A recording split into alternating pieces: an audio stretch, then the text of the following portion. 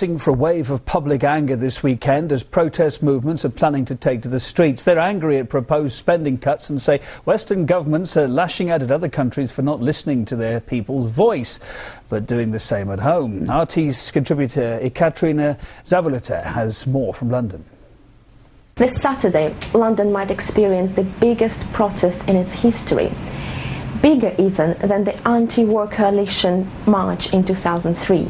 Up until now, the various political activist groups have not been very well organized, but they have finally decided to gather everybody who has been badly affected by the actions of the coalition government. With 35 to 45% of British people opposing the intervention in Libya, it seems on Saturday those intervention protesters will not be lost in the crowd.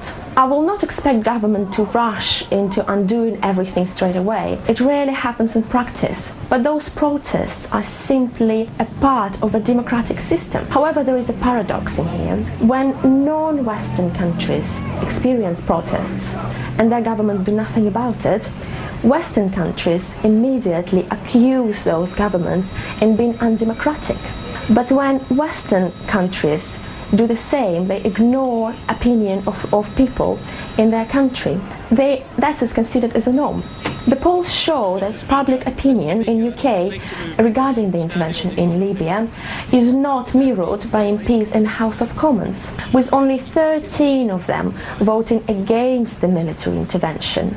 This vote was taken on Monday, 2 days after UK had started bombing Libya. This was a rare moment in the House of Commons when Labour literally occupied seats next to Tories and the Lib Dems, vacating the opposition side of the chamber to the people of Britain.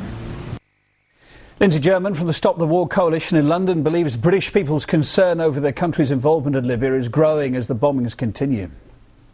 I can't remember a British military intervention which has so quickly become contested, become unpopular. I mean, what we're seeing here is that a number of opinion polls are showing that there's a growing opposition to this because people are asking, if it is simply a no-fly zone to protect civilians, how come that there have been 4 nights of bombardment? How come that cruise missiles are being used and that obviously civilians are in threat? And what exactly is the purpose of this? And I think people are more and more sceptical about it.